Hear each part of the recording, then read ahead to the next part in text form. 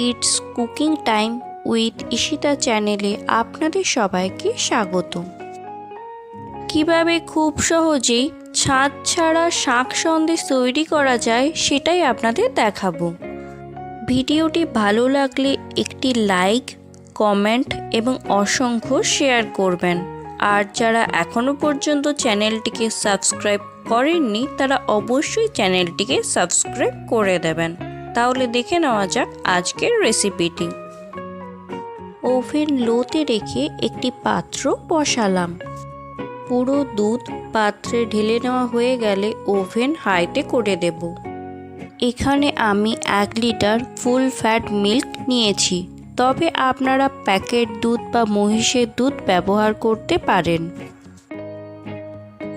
ঘন ঘন নাড়াচাড়া করতে হবে, না হলে দুধ কড়াই তলাইতে ধরে যেতে পারে। দুধ ভালো মতন ফুটিয়ে ছানা কাটিয়ে নেব। ছানা কাটানোর জন্য বাড়িতে পাতা টক দই নিয়েছি। দুধ ভালো মতন ফুটে গেলে ওভেন লোতে করে দেব। আপনারা ভিনিগার বা পাতিলেবুর রস বা ছানা কাটানোর পাউডার ব্যবহার করতে পারেন। আমি এখানে ছানা কাটাতে অল্প অল্প দই বারে বারে দিচ্ছি, কারণ ছানা কাটাতে যতটা পরিমাণে দই লাগবে ততটা পরিমাণে দই দেব।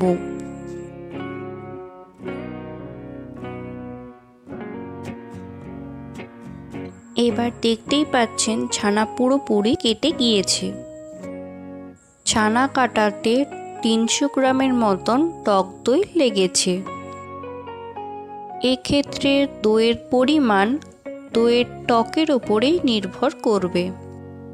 ছানা ঠিক মতন কেটেছে কিনা সেটা বোঝার জন্য দেখবেন ছানার জল কেমন হয়েছে। যদি দেখেন ছানার জল এই রকম সবুজ হয়ে এসেছে, তার মানে ছানা একদম পারফেক্টলি কেটেছে। একটা পরিষ্কার কাপড়ে ছানা ছেঁকে নেব। ভিনিগার বা পাতিলেবুর রস দিয়ে ছানা কাটালে ছানাটা জল দিয়ে ধুয়ে নেবেন, তাহলে ছানার মধ্যে ভিনিগারের গন্ধ বা পাতিলেবুর টক ভাবটা থাকবে না। তবে টক দই দিয়ে ছানা কাটালে ছানা ধুয়ে নেওয়ার প্রয়োজন পড়ে না। আর ছানার এই জলটা আপনারা গ্রেভি বানানোর কাজে ব্যবহার করতে পারেন। এবার ছেঁকে নেওয়া ছানার জল ঝরানোর জন্য কাপড়ে বেঁধে ঝুলিয়ে রেখে দিতে হবে। একদম ড্রাই করার প্রয়োজন নেই, ছানাটার মধ্যে একটা ভেজা ভেজা ভাব থাকতে হবে।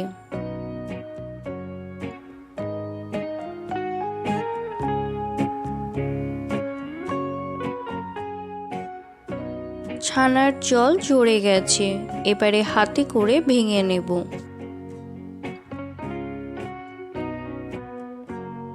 এবার ছানাটা মিক্সিতে পেস্ট করে নেব।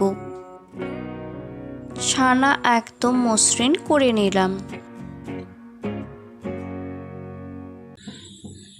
ওভেন লো রেখে কড়াইতে ছানা দিয়ে দিতে হবে। হালকা নাড়াচাড়া করে দিয়ে দেব চিনি।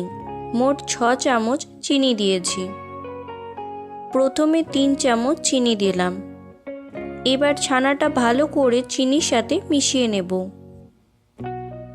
ছানাটা বার কয়েক নাড়াচাড়া করে নিতে হবে, না হলে ছানা বাদামি রঙের হয়ে যেতে পারে।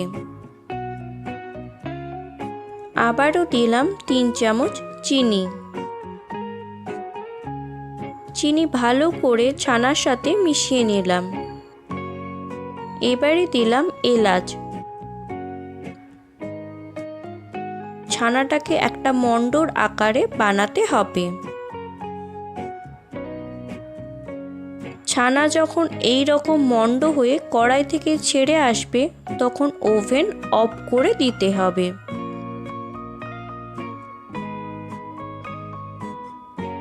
এবার ছানা হালকা ঠান্ডা হলে ছাঁচ ছাড়া শাক সন্দেশের শেপ দিয়ে দেখাবো।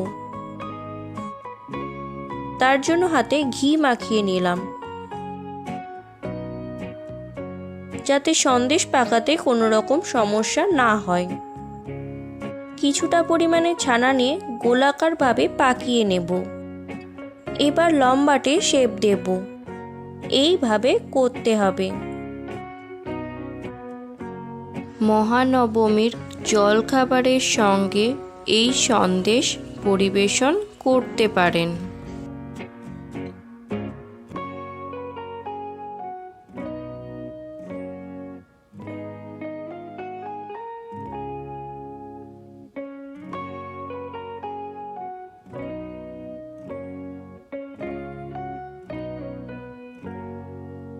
এইভাবে করে চামচের সাহায্যে শাঁখের আকার দিয়ে দেব।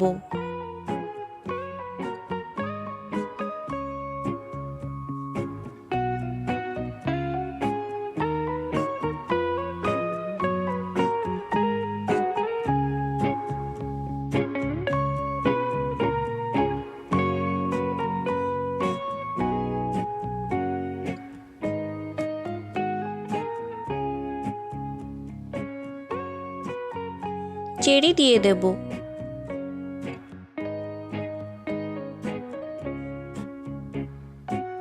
আপনাদের বোঝার সুবিধের জন্য আরও একটি ছাঁচ ছাড়া শাঁখ সন্দেশ তৈরি করে দেখাবো।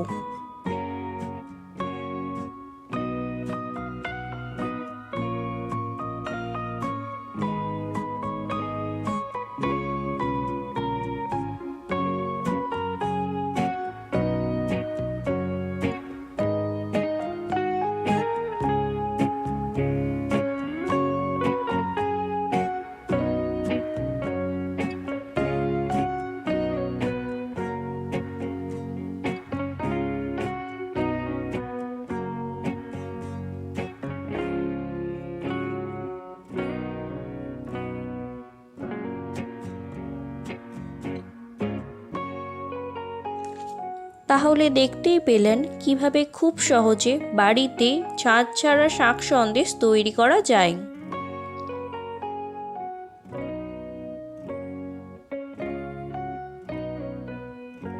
তাহলে আজ এখানেই বিদায় নিচ্ছি।